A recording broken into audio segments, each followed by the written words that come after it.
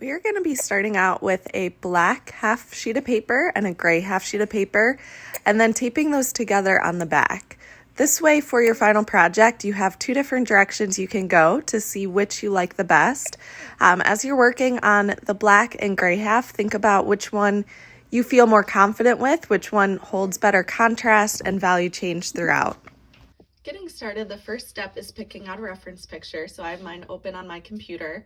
And the entire time you're drawing, you want to still reference this picture 90% of the time, just like what we've done with the techniques from practice. So starting out, I'm going to use simple shapes to get things outlined. I'm going to use my white pencil just because that will show up on the black half a lot easier. And I'm going to outline it, making sure that it overlaps on both the black and the gray background. So starting with simple shapes, I'm going to outline a circle here at the top and just go through lightly outlining all parts of my reference. Now that I have all of the simple shapes outlined, I'm going to be using citing to double check the length of everything.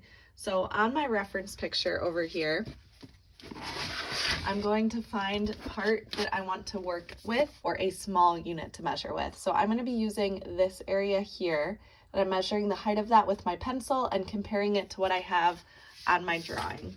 So as I'm measuring that with my pencil, there are two of those that fit in the height of the orange that's at the top.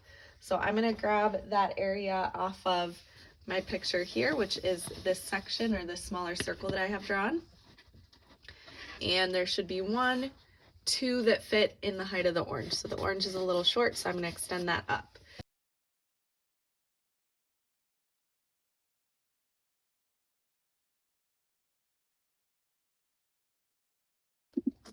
Now that I'm feeling pretty confident in all of the angles and the size relationship of the different objects and different parts of my drawing, I'm going to look at the positive versus the negative space. So now I'm looking at the shape that this corner of the orange and the leaf make, which is kind of this triangular shape. And the entire time I'm looking at my reference picture as well. So I'm looking at how this edge here dips down and around and then curves under. And instead of looking at this positive space, again, I'm looking at the negative space on this. So now I'm just continuing all the way around the contour, really looking at the line variation, double checking all angles, proportions, looking at that positive versus negative space as I'm working. Next step, now that I have everything filled in with a good outline, is incorporating highlights and shadows. I'm going to outline really lightly my lightest highlights and my darkest shadows, just so I have those etched away. And as I'm doing this, I decided to, at this point, flip my reference picture upside down along with my drawing so that I'm able to gain a different perspective and really be able to see the shapes that are actually there versus taking a guess at what's there for these highlights and shadows. So I'm going to work with my picture upside down for a little bit. I recommend maybe every 10 minutes, flip it upside down and then flip it right side up just to gain that different perspective. But again, I'm going through and outlining all of my lightest highlights and all of my darkest shadows. I'm going to use the black to outline my shadows and the white to outline my highlights. I'm just going in very lightly with that white charcoal to outline my lightest highlights, and then I'll go in with the darkest shadows as well to make sure that those stand out so I know what to fill in. Next, I'm going to go in with a light coating of my darkest shadows first. And while I'm doing this, I'm looking at my value scales to make sure that I'm incorporating all of these values somewhere into my image.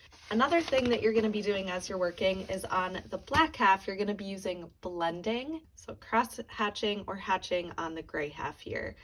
And then that way you're able to see which of these two styles you like the best before moving on to your final project.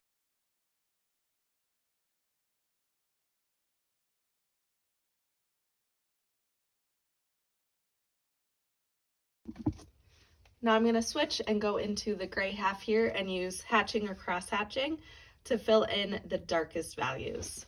Remember, as you're using hatching or cross hatching, to really look at the form of the objects that you're shading to try to follow the contour of it, and that's going to make it more three-dimensional. So instead of just drawing flat or straight lines for the shadows, make sure that you are curving those lines to follow the contour of that specific part of the drawing.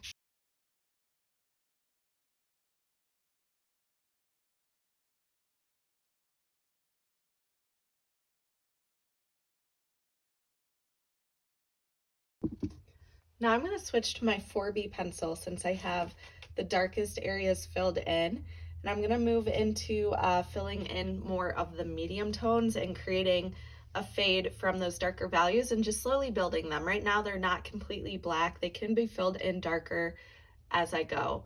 On the black half, we're probably going to need to bring in some of the white to get to those medium tones, where on the gray half, I'm still going to be working with the black. So I'm going to start there on the gray half with my cross hatching.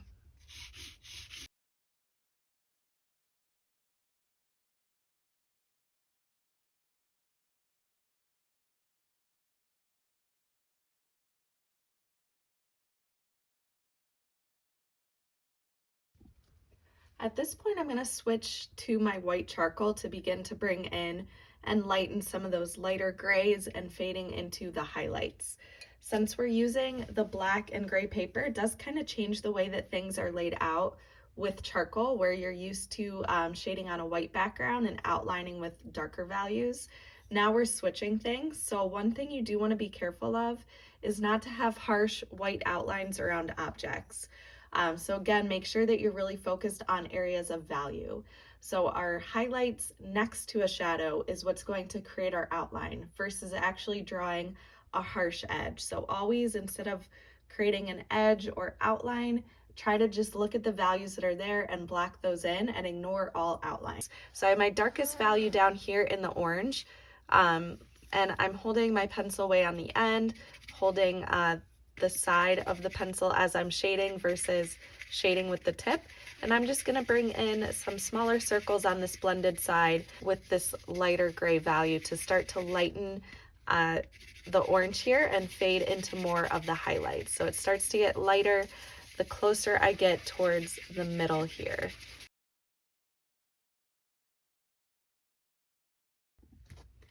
You'll notice around this area here, I do have a light outline around the outside of this. What I'm actually going to be doing is using the background to eliminate that outline. So the background behind this is lighter around the outside. So I'm going to fill in some of my background now, just so I have less of that outline.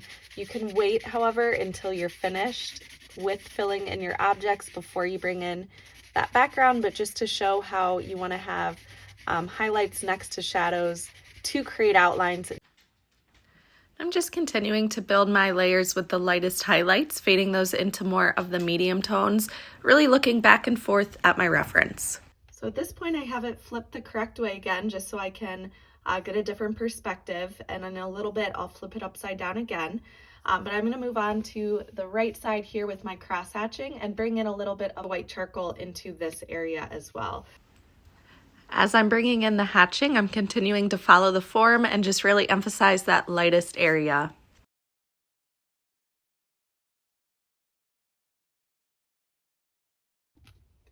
In the background of this side, so I don't have a dark outline around this side in the background is more of a shadow or a darker value.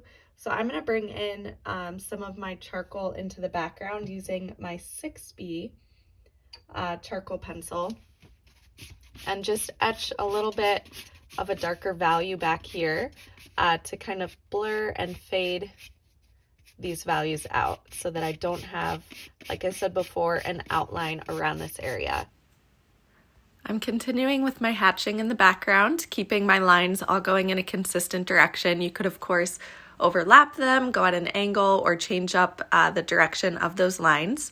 And then I'm continuing to build my layers back into the orange here, really looking at the fine detail and texture, continuing with my hatching and following the contour and form of the objects. And then I'm just really going in with more layers, darkening the darkest areas, trying to fade and blend those out with my hatching and cross hatching lines. I'm building up with the black, but you'll notice that I'm not staying in just one area. So move around the entire composition as you're working. Consistently switch between the black and the white, the blending and the hatching side. So now on this leaf, I'm really looking at the small minor details with the highlights. I'm flipping it back upside down so that some areas can jump out at me that I might need to go back and adjust. So just really working on building those layers, going back between the hatching and the blending side, and really looking at the lightest spots to continue to build on top of. And then the last step, once everything looks good and you feel confident with the values, is to go in with color. On the black half, use pastels. Look at building your colors. Use them very lightly so that the value still stays in the background. And then on the gray half, try out colored pencil and or watercolor. So I'm doing just colored pencil, but try out watercolor too, because that could be something you'll want to use on your final project. But with the colored pencil, I'm keeping my hatching lines. So I was using hatching to continue to go in and bring out the form while adding the color. You'll notice the colored pencil is a lot lighter of a value compared to pastels. So think about if you want that color to be more faded and your charcoal to stand out more, or do you want the brighter pops of color that you'll get with the pastels?